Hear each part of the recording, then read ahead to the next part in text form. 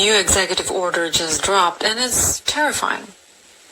The Trump administration signed an order called Ending Crime and Disorder on America's Streets.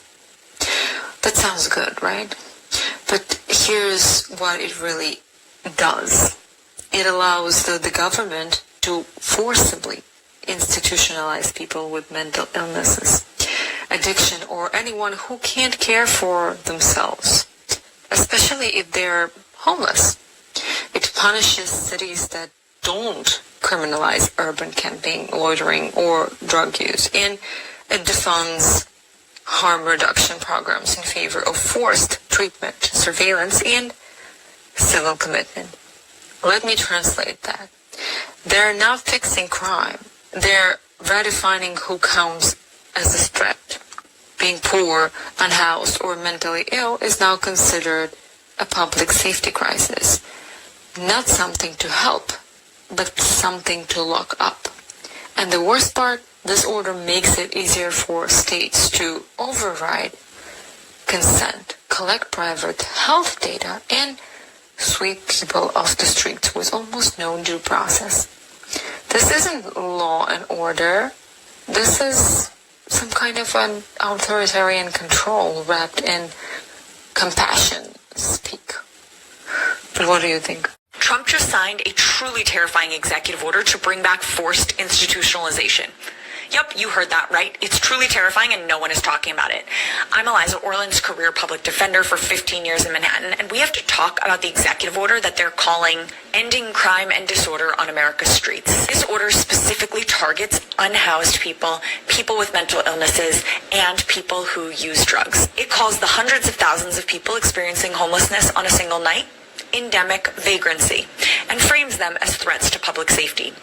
Trump is using fear to justify locking them away under what he calls civil commitment, aka forced confinement.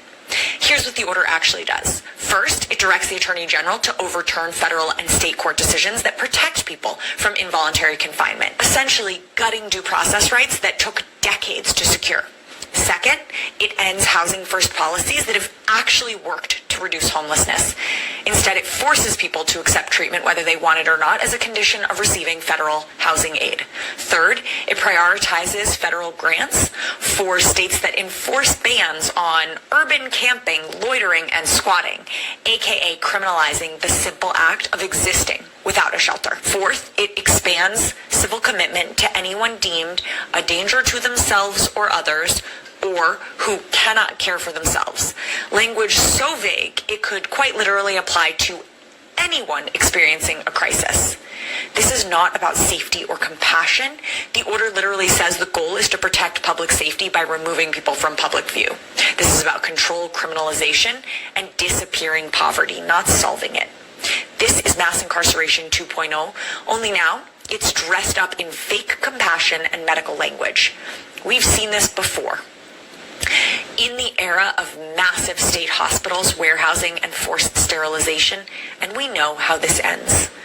As a career public defender, I've seen what happens when governments use the courts to cage, confine, and criminalize instead of care. If you're as horrified as I am, share this video and follow me.